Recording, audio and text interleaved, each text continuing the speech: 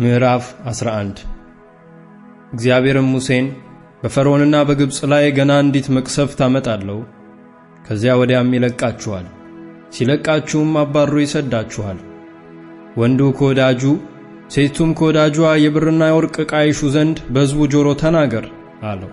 እግዚአብሔርም በግብፃውያን ፊት ለሕዝቡ ሞገስን ሰጠው። ሙሴም በፈርዖን ባሪያዎችና በሕዝቡ ፊት በግብፅ አገር እጅግ የከበረ ሰው ነበረ። ሙሴም አለ፣ እግዚአብሔር እንዲህ ይላል፣ በኩለ ሌሊት እኔ በግብፅ መካከል እወጣለሁ።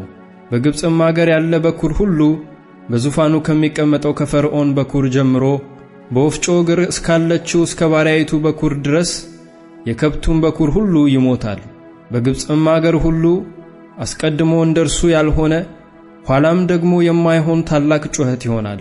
እግዚአብሔር ግን በግብፃውያንና በእስራኤል መካከል እንዲህ ላይ እንድታውቁ በእስራኤል ልጆች መካከል ከሰው ጀምሮ እስከ እንስሳ ድረስ ውሻ ምላሱን አያንቀሳቅስባቸውም። እነዚህም ባሪያዎች ሁሉ አንተ ውጣ፣ የሚከተሉም ሕዝብ ሁሉ ይውጡ እያሉ ወደ እኔ ይወርዳሉ፣ ለእኔም ይሰግዳሉ። ከዚያም በኋላ እወጣለሁ። ሙሴም በጽኑ ቁጣ ከፈርዖን ዘንድ ወጣ። እግዚአብሔርም ሙሴን ታምራቴ በግብፅ አገር ብዙ እንዲሆን ፈርዖን አይሰማችሁም አለው። ሙሴና አሮንም እነዚህን ታምራቶች ሁሉ በፈርዖን ፊት አደረጉ። እግዚአብሔር የፈርዖንን ልብ አጸና፣ የእስራኤልንም ልጆች ከአገሩ አልለቀቀም።